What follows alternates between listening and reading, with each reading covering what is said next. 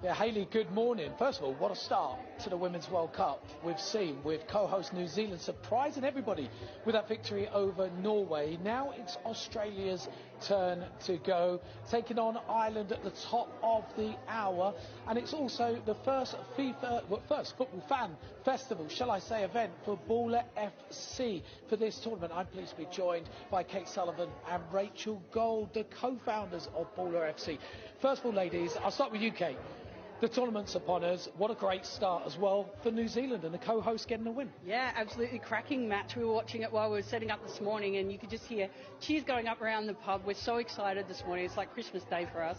And we were at Lyon for the last World Cup in 2019. We've had a global pandemic. We've had, sport disrupted. To be here today as a group, as a community, to be able to enjoy this together is so exciting. It's ridiculous.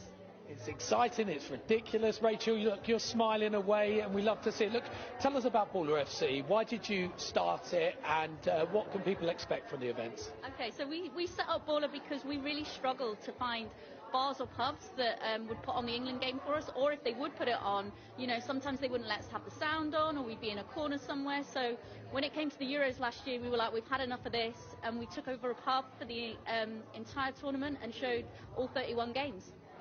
And Kate, look, the Euros, we know about the success on the field, particularly for the Lionesses, but off the field, the growth of the game now that's reverberating around is so strong. How much have you seen it from yourselves, from an events perspective, and the popularity that's increasing to watch the women's game? Yeah, we've loved it because when running that pub last year, we started out, the crowds were relatively small, but my gosh, it built and built and built over the month. And by the end of the tournament, we had lines up around the block, a packed out pub, absolutely everybody going nuts.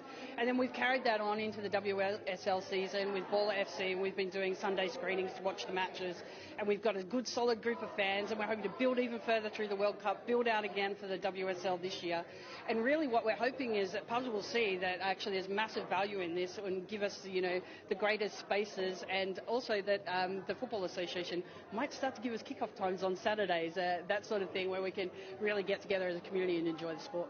Okay, Kate, look, I know you're a huge Lioness fan. How far can they go? They've got their issues, they have got their injuries, but so have a lot of teams, including Australia. So, I think we've got as good a chance as anyone to get to the final for sure. Okay, there's a lot of hope there. Kate, look, we've got to talk about Australia. Big shocking news this morning, hearing about Sam Kerr's injury. How much could that affect your campaign? Look, I think there's no doubt it'll affect it, but we've got so much grit and determination in that squad. We saw Mary Fowler play an absolute blinder in the friendly against France last week. And we've got players like Kia Simon, who's a World Cup veteran, who's an Indigenous woman who scored the first goal for Australia in a World Cup event, battled injury for close on 15 years, and she's in this squad. They're going to be sitting in that dressing room now, and she's going to be the one talking them out onto the field. I tell you what, Aussies, we're tough as woodpecker lips, and we're going to go out there and get our chocolates, 100%. Tough as woodpecker lips.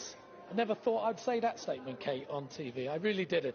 Look, the excitement is building. This venue is going to be here throughout the tournament. The atmosphere is going to build. If you're looking for a place to watch with like-minded fans in an inclusive environment, then look no further than Baller FC events. And I've been speaking to the girls and they said, look, wherever you're watching it across the country, just look at your local community. Look and see what options are available for you. Watch it as a group. Enjoy the tournament as it comes. And as Rachel did say, she's quite optimistic about the Lionesses' chances. So you never know, there might be success at the end of this World Cup. Yeah, absolutely. Thank you very much indeed, James. We're sending you to a pub on Thursday morning to go and watch some football. Couldn't get any better than that, could it? Thank you. There's worse things to be doing. When you hit your